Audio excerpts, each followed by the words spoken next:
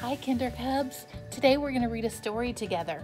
We're going to read a story called Johnny Appleseed, and this is about a man who lived in history. Let's find out more about him.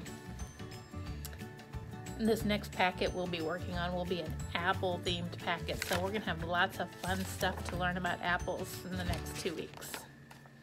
John Chapman, who later became known as Johnny Appleseed, was born in September of 1774 in Massachusetts.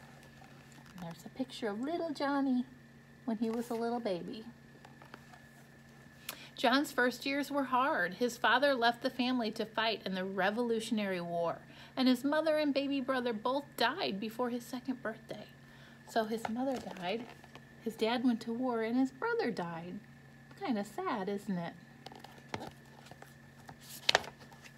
By the time John turned 6, his father had remarried and settled in Massachusetts. Within a decade, their little house was overflowing with 10 more children.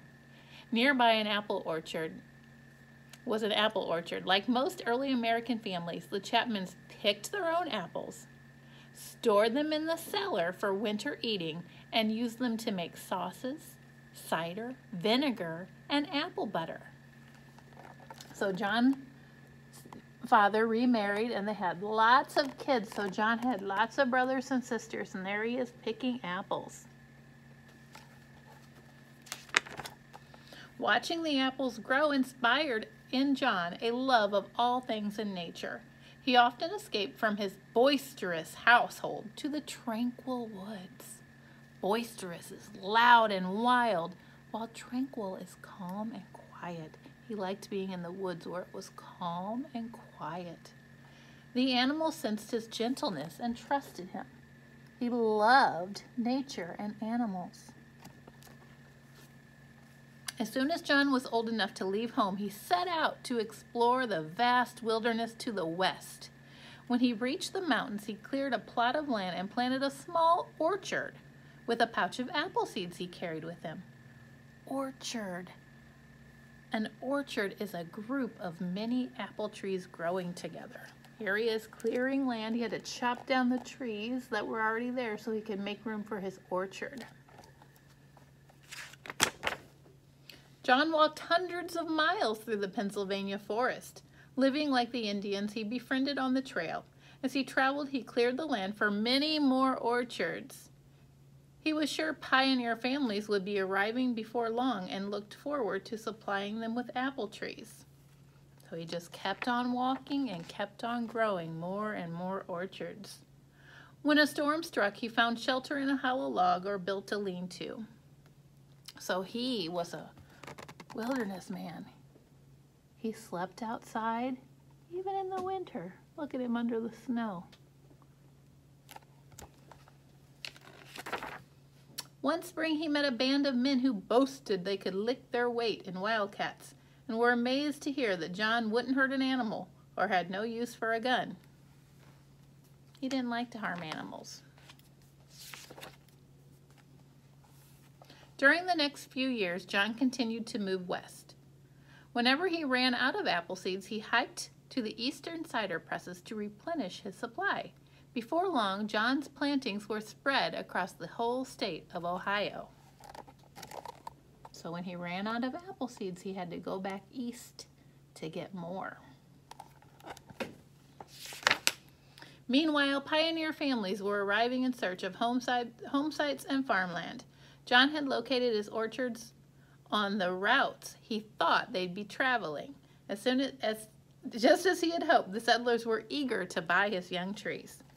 Here come the settlers, and he had planted orchards along their path. John went out of his way to lend a helping hand to new neighbors. Often he would give his trees away for free. People affectionately called him Johnny Appleseed, and he began using that name. That's how he got his nickname. People just naturally started calling him that. In particular, he enjoyed entertaining children with tales of his wilderness adventures and stories from the Bible. He loved to tell stories to children about his adventures and stories from the Bible. In 1812, the British incited the Indians to join them in another war against the Americans. The settlers feared that Ohio would be invaded from Lake Erie. It grieved John that his friends were fighting each other, but he saw the smoke of burning cabins and ran through the night shouting a warning to every door.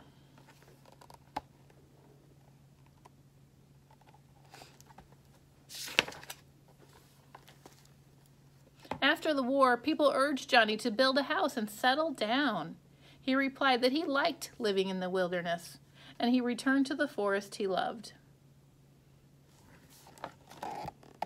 He never built a house, and he never lived in a house. He always traveled and lived in the wilderness. That is what he liked.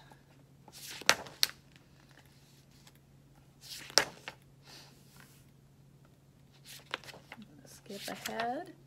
As the years passed, Ohio became too crowded for Johnny. He moved to the wilds of Indiana, where he continued to clear land for his orchards. When the settlers began arriving, Johnny recognized some of the children who had listened to his stories when they were little. Now they were all grown up with children of their own. So now we know years have passed, and the little children that Johnny used to tell stories to are now grown up and having their own children. It made Johnny's old heart glad when they welcomed him as a beloved friend and asked to hear his tales again. When John was over 70 years old, it became difficult for him to do his work. Then in March of 1845, while trudging through a snowstorm near Fort Wayne, Indiana, Johnny became ill for the first time in his life. Johnny had to ask for shelter in a settler's cabin. A few days later, he died. So here he is when he's old, over 70 years old. He got sick, and he couldn't go on any longer. And he had to ask somebody to stay in their home, and there he died.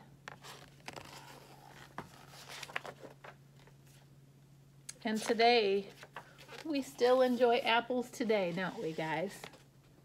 Some of them are maybe from trees Johnny had started.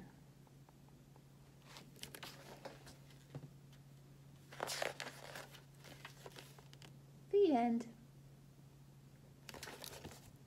So in your packet for this week, you have a little questionnaire about Johnny Appleseed and about the book. It might ask you some questions about him and his character, or it might ask you some questions about the setting. So have fun. I hope you enjoyed our story time together. Bye, guys.